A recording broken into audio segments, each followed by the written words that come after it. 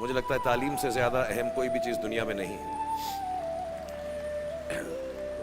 और जैसा मैंने आपसे कहा, इस वक्त ये जो आपका मुकाम है, ये जो उम्र है आपकी, इस उम्र में आप में सबसे ज़्यादा जज्बा होगा, सबसे ज़्यादा ब्रेन सेल्स होंगे और सबसे ज़्यादा बाल होंगे।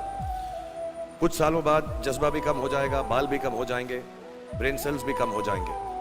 सो ये जो मौका आपको ज़िंदगी ने दिया है, ये जो थ्रेशोल्ड पर आप हैं, जब आप बाहर जाएंगे, काम करना शुरू करेंगे और पढ़ाई करेंगे, आप में से कुछ ग्रेजुएट हो रहे हैं, कुछ पोस्ट ग्रेजुएट हो रहे हैं, बहुत सारे अभी पीएचडी हासिल करके गए।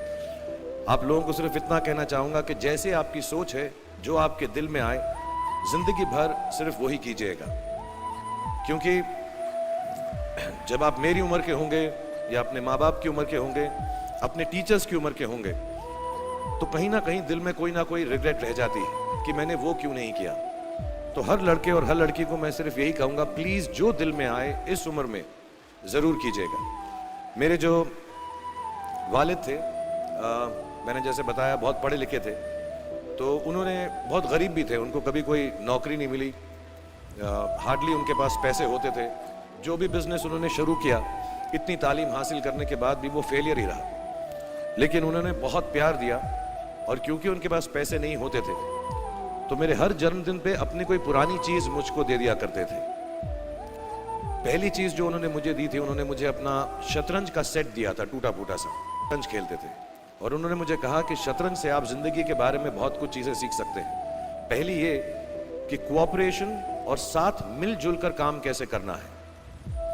दूसरी ये कि जिंदगी में आगे बढ़ने के लिए कभी कभी पीछे भी हटना पड़ता है। तीसरी ये कि जो छोटे लोग होते हैं, जो आप समझते हैं, कई लोग ऐसी बात मानते हैं, जो पॉन्स होते हैं, जो प्यादे होते हैं, उनकी सबसे ज्यादा इज्जत करना जिंदगी के अंदर। कोई भी इंसान छोटा नहीं होता, हमेशा हमेशा जिंदगी में काम आता है।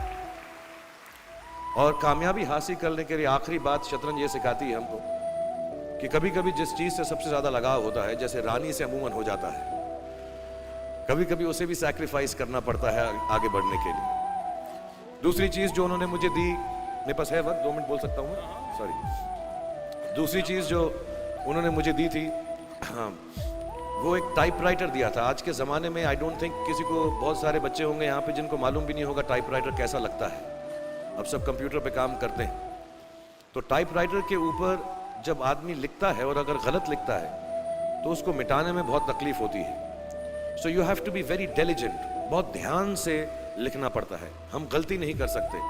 और टाइपेक्स यूज़ करते थे टाइप को निकालने के लिए, कभी उंगली फंस जाती थी उसकी कीज़ के बीच में, मगर बहुत मेहनत से, बहुत डिलिजेंस से काम करना पड़ता था। तो जब मैं उस पर टाइपिंग सीखा स्कूल में कॉमर्स करते वक्त, so the only thing I realise is that practice makes you perfect. तो जो भी काम आप जिंदगी में करें, उसको डिलिजेंस से करें, ऐसा करें कि कोई गलती ना हो, अपना पूरा दिमाग लगा कर करें, सोच समझ कर करें, ऐसे करें कि ये काम जिंदगी में आपका पहला काम है और इसके बाद आपको मौका नहीं मिलेगा, और शायद ये काम आपका जिंदगी का आखिरी काम है, इसके बाद फिर मौका नहीं मिलेगा। So do it with that kind of diligence. तीसरी चीज उन्होंने मुझे कैमरा दी थी, क्योंकि बहुत गरीब थे, वो कैमरा चलता नहीं था बिल्कुल भी, सिर्फ उसके व्यू फाइंडर से बड़ी अच्छी अच्छी तस्वीरें दिख जाती थी, लेकिन खिंचती बिल्कुल भी नहीं थी। और इससे मुझे उन्होंने सीख दी कि जो हमारी क्रिएटिविटी होती है, हम जो भी, कभी कभी हमारी हॉबी होती है, कभी कभी हमारा उससे प्यार होता है, लेकिन हम उसको अपनी नौकरी नहीं बना सकते, अपना काम नहीं बना सकते। बहुत कम लोग ऐसे फॉर्चुनेट होते हैं जैसे मैं हूँ कि जो मेरी हॉबी थी, जिस चीज़ से मुझे प्यार था, कलाकारी से, एक्टिंग से, वो मेरा पेशा भी बन गया।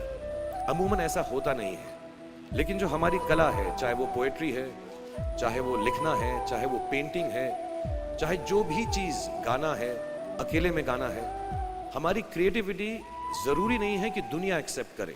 जैसे उस कैमरा की तस्वीरें दिखती नहीं है, लेकिन उसमें देखने से खूबसूरत लगता है हर कुछ, वैसे ही आपकी जो क्रिएटिविटी है वो अपने लिए रखें, क्योंकि जिंदगी में कभी ना कभी, कहीं ना कभी ऐसा मुकाम आएगा जब आप बहुत अकेला फील करेंगे। हो सकता है दुख का समय भी आए, उस वक्त आपकी जो क्रिएटिविटी है वो आपकी सबसे अच्छी दोस्त होगी, दुनिया उसको माने या ना माने।